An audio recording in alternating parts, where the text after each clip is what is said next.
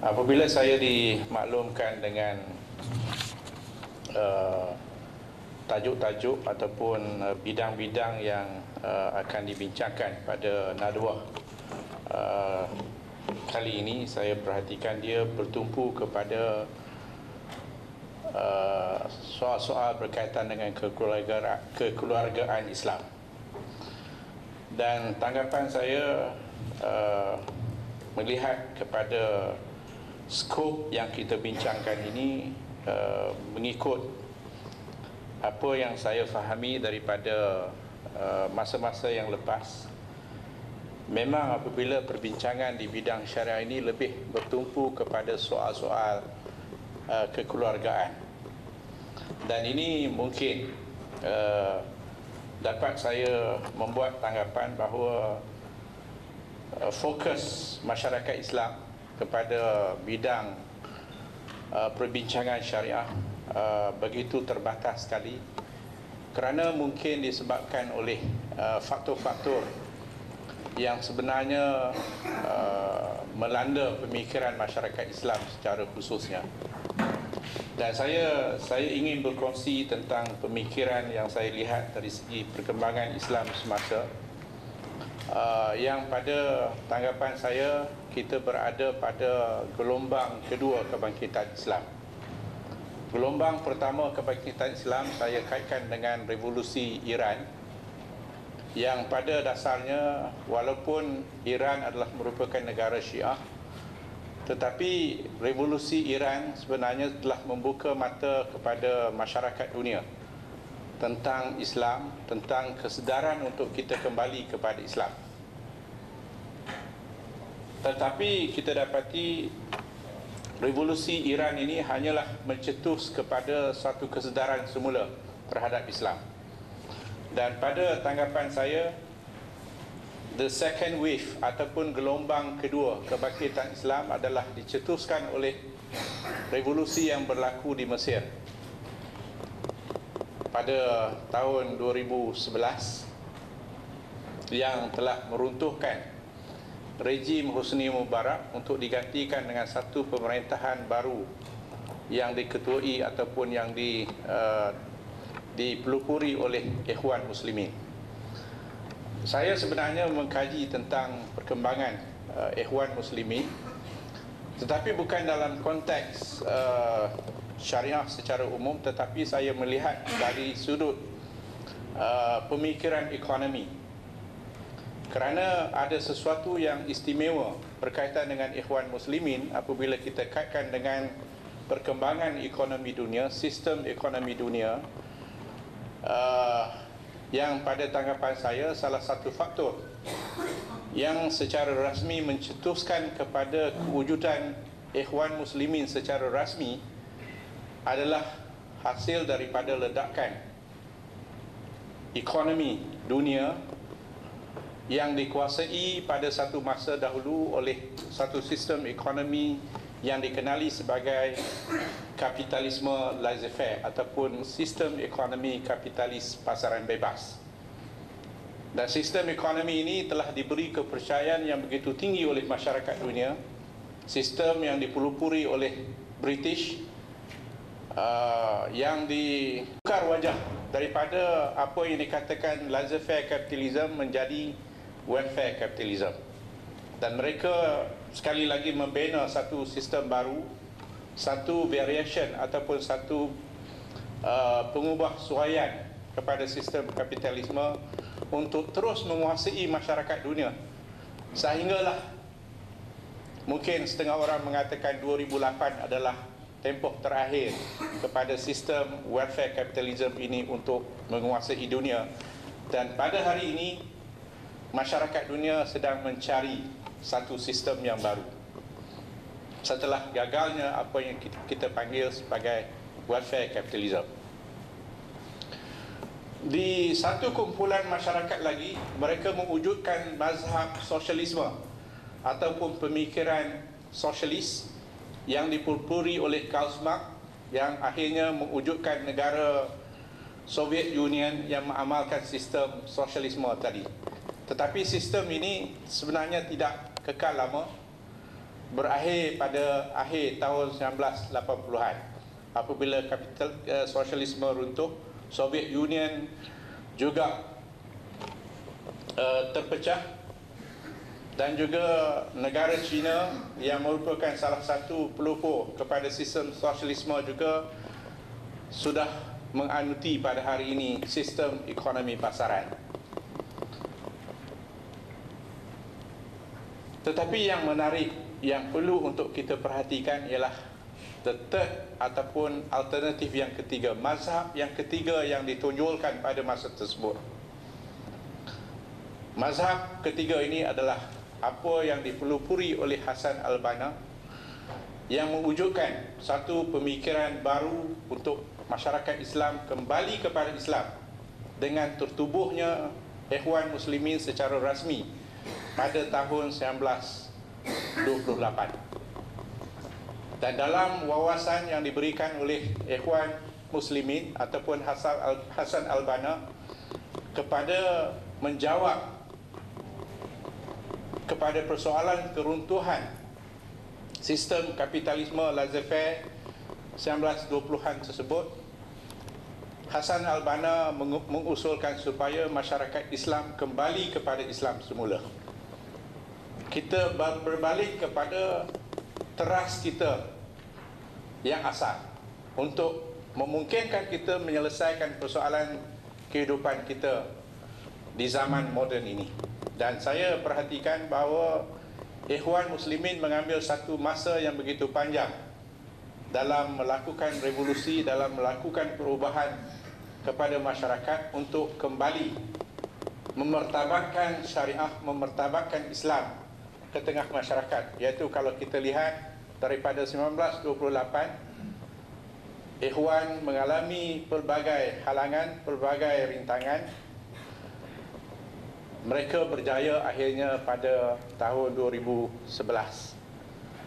apabila mereka diberi kesempatan untuk mempunyai kuasa, dan saya berharap dan berdoa semoga apa yang dilakukan oleh Ikhwan pada zaman moden ini untuk kita mengembalikan semula syariah ataupun Islam pada kedudukan yang sewajarnya.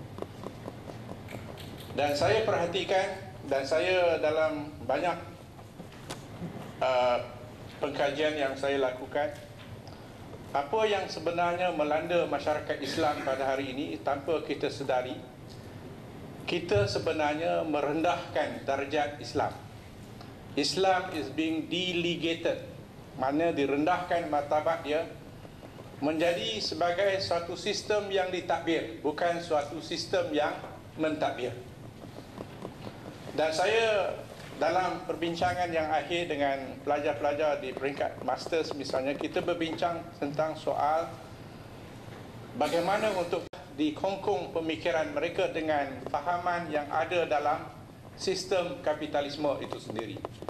Mana semasa masyarakat Islam dijajah, semasa masyarakat Islam dikuasai oleh pemikiran-pemikiran barat, mereka sudah menanamkan dalam pemikiran kita, dalam jiwa kita, satu nilai kehidupan yang diterapkan di barat, yang mana kita menganutinya secara tidak sedar. Dan saya mengatakan bahawa tidak mungkin zakat, wakaf dan juga sedekah boleh berkembang pada hari ini tanpa terlebih dahulu kita mengubah nilai pemikiran masyarakat kita. Apakah nilai pemikiran masyarakat kita yang lahir daripada pemikiran barat, sistem kapitalisme barat ini? Pertama ialah fahaman bahawa kita hanya mementingkan diri sendiri, individualism. Apabila kita manusia merasakan bahawa dia hanya perlu mementingkan dirinya sendiri, tidak memikirkan soal yang lain, dengan sendirinya kita dapati soal zakat, soal wakaf, soal sedekah tidak merupakan suatu yang penting. Kerana dia hanya memikirkan dirinya sendiri, dan sudah pasti dia tidak akan memikirkan soal masyarakat ataupun individu yang lain. Dan pada masa yang sama kita dapati dalam sistem kapitalisme juga wujud unsur apa yang kita panggil consumerism. kepenggunaan sistem yang menggalakkan manusia supaya dia mengguna sebanyak yang mungkin, dia membeli barang-barang keperluan penggunaan sebanyak yang mungkin, dan seiring dengan prinsip consumerism ini adalah dikembangkan prinsip manusia boleh berhutang selagi orang sanggup untuk memberi hutang kepada mereka. Jadi dengan nilai-nilai ini kita merasakan bahawa tidak perlu lagi orang bergantung kepada orang yang lain.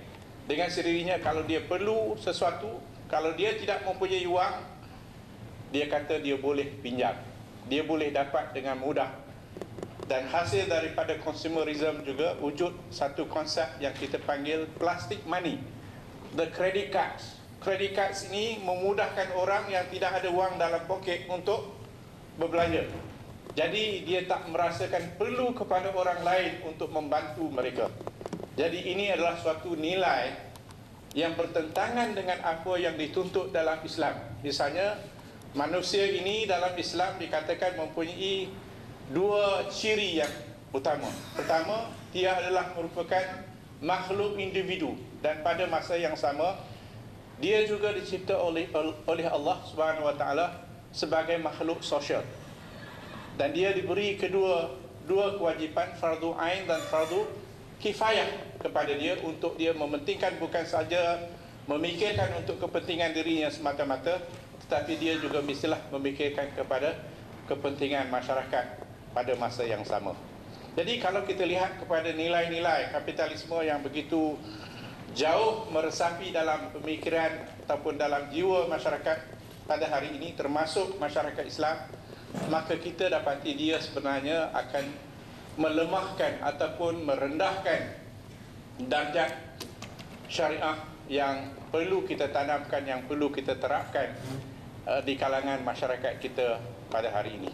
Jadi saya berharap dengan itu peranan daripada kuliah-kuliah kita dalam bidang pengajian Islam sebenarnya untuk melihat jauh ke hadapan, untuk melihat apakah cabaran yang sebenarnya yang perlu untuk kita laksanakan. Malahan kalau kita lihat di Malaysia misalnya, cabaran yang paling besar yang kita hadapi ialah agama sudah didelegatedkan, direndahkan statusnya, darjatnya, tidak merupakan bidang yang menguasai kenegaraan. Jabatan agama Islam hanyalah sebuah jabatan di bawah kementerian ataupun di bawah jabatan Perdana Menteri, dan dia bukan pun satu kementerian yang khusus kepadanya.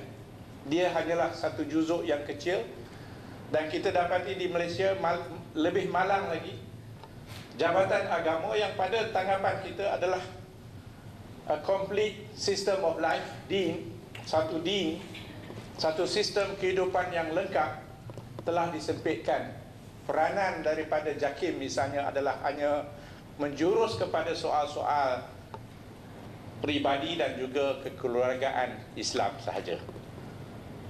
Syariah dalam konteks yang demikian bukanlah yang akan mentadbir negara, tetapi hanyalah merupakan yang akan ditadbir oleh satu perundangan ataupun satu peraturan yang jauh lebih besar ataupun lebih tinggi daripadanya. Yang ini kita perlu sedar, dan kalau kita ingin mengembalikan semula syariah ataupun Islam kepada negara, kepada masyarakat kita, kita perlu memperbetulkan status yang ini terlebih dahulu. Tanpa kita betulkan ini, akan selama-lamanya Islam hanyalah merupakan alat semata-mata. Dan kita dapati dalam konteks ini, saya melihat kuliah-kuliah syariah, kuliah usuluddin, kuliah bahasa Arab dan juga kuliah Al-Quran di Insaniah sepatutnya memainkan peranan yang penting, menjalankan usaha-usaha yang begitu besar untuk kita kembalikan status Islam yang sebenarnya di tengah masyarakat kita. Kajian-kajian akademik yang cuba kita lakukan ataupun laksanakan di kuliah-kuliah ini perlu menjurus kepada melihat status syariah yang sebenarnya. Status Islam yang sebenarnya bukanlah kita masih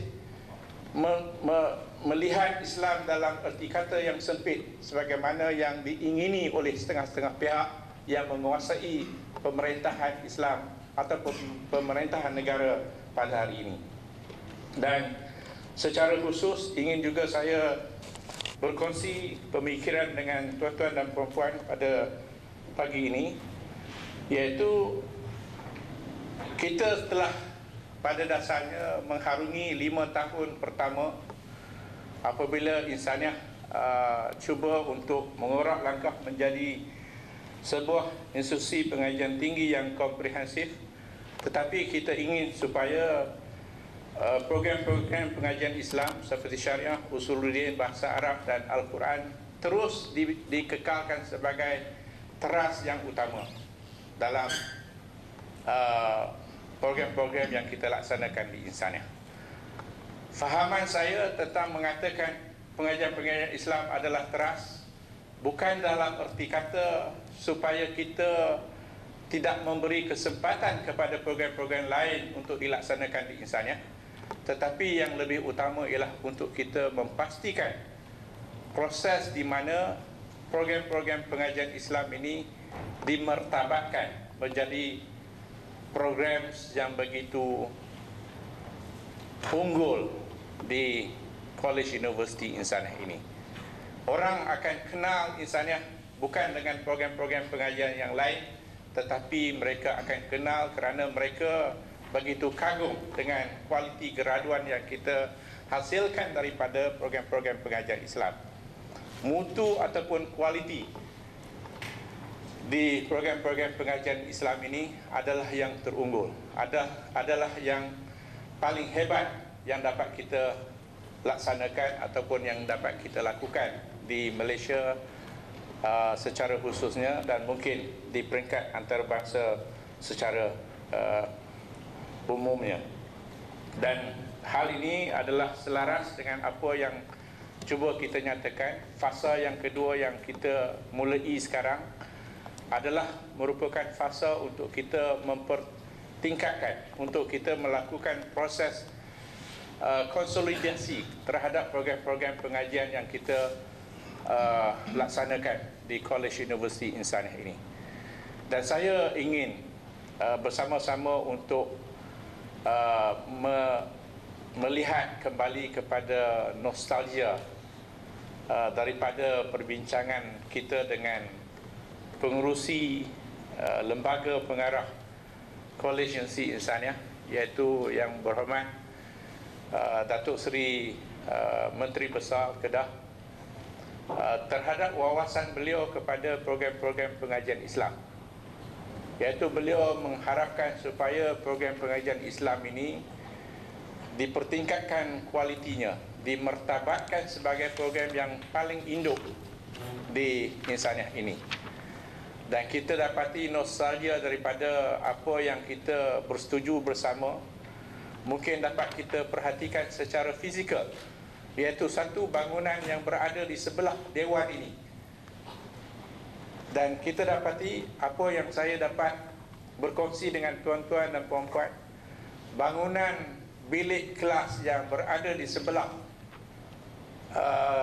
kanan saya yang berhampiran dengan padang, berhampiran dengan dewan ini, adalah keputusan yang dibuat oleh Menteri Besar Kedah selaku pengerusi apabila beliau melihat ataupun diberi tahu bahawa program-program pengajian di kuliah-kuliah pengajian Islam mempunyai kelas yang begitu besar dan tidak melaksanakan tutorial ataupun perbincangan kelas yang kecil. Dan hasil daripada itu beliau terus membuat satu keputusan dan juga PhD. Dan juga saranan saya untuk kita benar-benar melakukan promosi terhadap insaniah, kita perlu mempertingkatkan program postgraduate yang kita laksanakan. Saya mengharapkan di kalangan pelajar-pelajar yang unggul misalnya, seboleh-bolehnya sebahagian besar daripada mereka di peringkat ijazah sarjana muda yang mendapat keputusan 3 CGPA 3 ke atas misalnya, mereka mesti diberi galakan untuk melanjutkan pelajaran ke peringkat yang lebih tinggi dengan kita sendiri, dengan kuliah-kuliah yang kita ada sendiri, iaitu untuk melanjutkan pelajaran di peringkat masters dan akhirnya kepada peringkat PhD. Ini pada saya adalah satu langkah promosi yang begitu efektif kepada kita. Efektif kerana mereka yang menghabiskan pengajian di peringkat PhD dengan sendirinya akan merupakan tenaga pengajar, akan menjadi pensyarah di banyak institusi pengajian tinggi yang wujud di negara kita, malahan juga mungkin di negara-negara luar. Dan mereka ini sudah pastinya akan menjual nama insaniah apabila mereka berada di dalam institusi-institusi pengajian tinggi yang mereka akan ceburi kemudiannya. Untuk kita menjayakan apa yang saya nyatakan ini, supaya sebahagian besar dia melanjutkan pelajaran dan dia akan keluar memasuki perkhidmatan pada tahap yang lebih tinggi, bukan sebagai pegawai biasa, tetapi mereka mungkin merupakan pensyarah ataupun penasihat di jabatan-jabatan yang lain kerana mereka mempunyai kelulusan yang tinggi di peringkat PhD misalnya. Sudah pasti ini akan merupakan satu kekuatan yang istimewa kepada kita yang mungkin tidak dilakukan oleh institusi-institusi pengajian tinggi yang lain. Dan harapan kita untuk menjayakan ini, kita akan melancarkan skim graduate assistantship, dan saya berharap ini akan dimulakan pada sesi pengajian akademik yang akan datang, iaitu Julai, di mana kita dapati mereka yang melanjutkan pelajaran di peringkat masters dan PhD akan diberi ruang untuk kita melantik mereka sebagai graduate assistantship, dan kita akan merombak semula kadar pembayaran terhadap perkhidmatan yang mereka berikan dalam skim graduate assistantship ini kepada satu kadar yang begitu memberangsangkan, supaya memberi minat yang lebih untuk masing-masing melanjutkan pengajian mereka di peringkat ijazah, masters dan juga PhD. Dan apa yang dapat saya bayangkan, supaya semua mereka ini adalah merupakan mereka yang mempunyai kecemerlangan di peringkat sarjana muda, sudah pastinya kita dapat mewujudkan satu sistem apprenticeship kepada mereka, supaya kita dapat melatih mereka untuk menjadi the potential academic staff pada masa yang akan datang. Jadi sistem graduate assistantship ini akan memberi peluang kepada mereka untuk mempertingkatkan ataupun untuk menyediakan diri mereka supaya mereka akan dapat menjadi tenaga akademik yang efektif apabila mereka menamatkan pengajian mereka di peringkat PhD kemudian. Dan saya berharap skim ini akan dapat diluluskan secepat mungkin apabila kita menyediakan proposal yang lengkap. InsyaAllah dalam masa yang terdekat saya dah sebenarnya mengemukakan untuk bacaan kali pertama, tetapi telah diminta supaya dikemaskinikan untuk dihantar di peringkat pengurusan tinggi supaya ianya akan diluluskan untuk digunakan secara meluas pada masa yang akan datang. Dan harapan saya sebahagian daripada calon-calon ijazah masters dan PhD ini boleh digunakan sebagai tutor dan juga sebagai pensyarah, yang tidak perlu untuk kita misalnya mengambil pensyarah sambilan daripada luar, tetapi kita gunakan di kalangan pelajar-pelajar ijazah tinggi kita sendiri untuk kegunaan kita bagi mempertingkatkan mutu pengajian kita, insyaAllah. Dan saya harap kita akan bersama-sama untuk melaksanakan tugas murni ini supaya nama insaniah akan terpahat sebagai sebuah institusi pengajian tinggi Islam yang unggul di negara kita dan juga di dunia secara amnya. Dengan itu saya rasa tidak perlu untuk saya panjangkan lagi, dan dengan lafaz Bismillahirrahmanirrahim saya merasmikan Nadwah kuliah Syariah wa Qanun pada pagi ini. Sekian, wabillahi taufiq. Wassalamualaikum warahmatullahi wabarakatuh.